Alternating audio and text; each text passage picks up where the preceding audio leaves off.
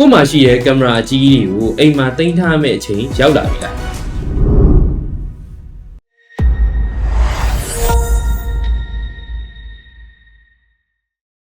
ဒါတော့မကြခင်ကမှ DJI နေပြီးတော့အသစ်ထွက်ရှိထားတဲ့ DJI Osmo Pocket 4 Creator Combo ဖြစ်ပါတယ်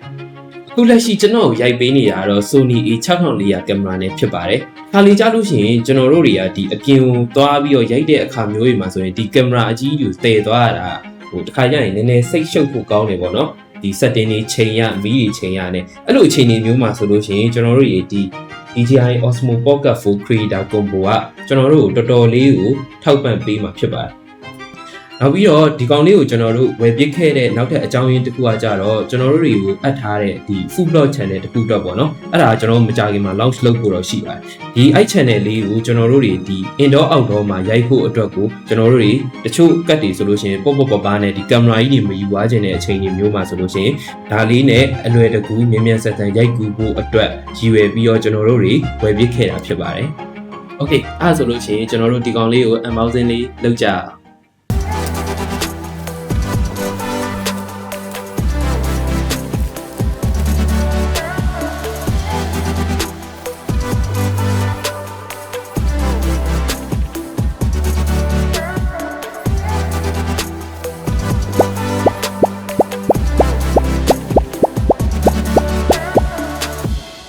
ဆိုတော့ဒီကောင်လေးက DJI Osmo Pocket 4ပါဒီကောင်မှာဆိုလို့ရှိရင်ဒီနေ့ထူးထူးခြားခြားပါလာတာကတော့ဒီ gimbal click လေးပေါ့နော်ဒီကောင်ကကျွန်တော်တို့တွေဒီ8 D ထဲထည့်သွားတည်သွားတဲ့အခါမျိုးတွေမှာဒီ gimbal stabilizer ကို damage မဖြစ်အောင်လို့ကျွန်တော်တို့ဒီချာလေးထိန်းပေးနိုင်တယ်ပေါ့နော်ဒါလေးဆိုလို့ရှိရင်ဒီလိုလွယ်လွယ်ကူပဲကျွန်တော်တို့ damage မဖြစ်တော့ပါဘူး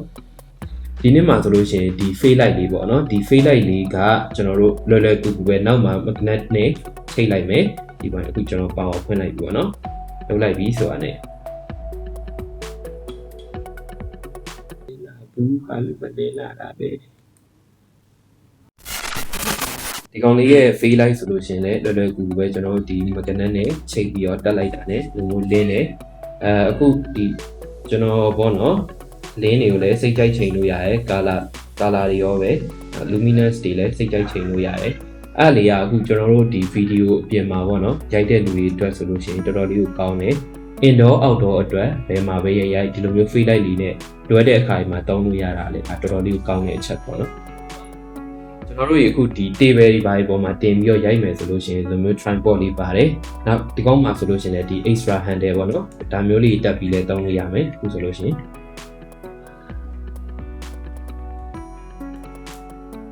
ဒါမျိုးလေးပေါ့ကျွန်တော်ရေးတင်ပြီးတော့တောင်းလို့ရမယ်။နောက်ဒီကောက်မှာ magnetic charging cable လေးလည်းပါတယ်။နောက်ပွားလို့ရှိရင်ကျွန်တော်တို့ဒီ collar mic တွေသုံးပြီးဖို့အတွက်ဒီ transmitter လေးသုံးဖို့အတွက်ဆိုလို့ရှိရင်လည်းဒီ magnet ပါတယ်ပေါ့နော်။ဒါဆိုလို့ရှိရင်ကျွန်တော်တို့တွေမှာတက်ပြီးတော့ဒါမျိုးလေးချိတ်ပြီးသုံးလို့ရတယ်။ပြီးတော့ကျွန်တော်တို့ဒီပေါ့နော်ဒီ clip mic တွေကိုမသုံးချင်ဘူးလိုမျိုး mic အပြောက်လေးသုံးချင်တယ်ဆိုလို့ရှိရင်လည်းကျွန်တော်ဒီလိုမျိုး magnet ပြားလေးပါတယ်။အဲ့ဒါကိုကျွန်တော်တို့တွေအခုဒီလိုမျိုးပေါ့နော်အထဲထဲမှာခံပြီးတော့ထည့်လိုက်ပြီဆိုလို့ရှိရင်ကျွန်တော်တို့ဒီ mic ကြီးရှိနေဆိုတော့မသိတာတော့ဘူးပေါ့နော်။အဲ့လိုနေရာမျိုးတွေမှာဆိုလို့ရှိရင်လည်းသုံးလို့ရပါတယ်။နောက်ပြီးတော့သူ့စီမှာဒီ wide angle lens လေးလည်းပါတယ်ပေါ့နော်။နောက်ဒီကောင်မှာဒီ type C to C ဂျိုးလေးလည်းပါတယ်။နောက်ကျွန်တော်တို့တွေအခုဒီပြင်မှာရိုက်တဲ့အခါမှာပေါ့နော်လက်မှာကောင်းကောင်းချိတ်ထားလို့ရအောင်အတွက်လည်းဒီလိုမျိုး strip လေးလည်းပါတယ်။ဒါမျိုးလေးချိတ်ထားပြီးတော့လည်းသုံးလို့ရပါတယ်။နောက်တော့ဒီကောင်မှာကဒီလိုမျိုး windscreen လည်းနှစ်ခုပါပါတယ်။ဒါကတော့သူ့ရဲ့ပါတဲ့ default ဒီအိတ်ပေါ့နော်။ဒီအိတ်လေးဒီလေးထဲမှာဆိုလို့ရှိရင်လည်းအထက်က quality ကတော်တော်ကောင်းတယ်။အပြင်ကဆိုလို့ရှိရင်လည်းရှည်တန်းကိုကောင်းကောင်းကာကွယ်နိုင်တဲ့ခံစားရတယ်။ဒီနှစ်ထူးခြားသွားတာပေါ့နော်။အရင်နှစ်တွေတုန်းကဒီ Osmo Pocket 3မှာဆိုလို့ရှိရင်ဒီ carrying bag လေးကိုမထည့်ပေးထားဘူး။ဒါပေမဲ့ဒီနှစ်မှာတော့ထည့်ပေးထားတယ်။အဲ့တော့ဒီအိတ်ကိုမတည်သွားခြင်းပေါ့ဘောပါနဲ့နည်းနည်းပဲတည်သွားခြင်းနဲ့ဆိုလို့ရှိရင်လည်းဒီလေးကိုလည်းသုံးလို့ရပါတယ်။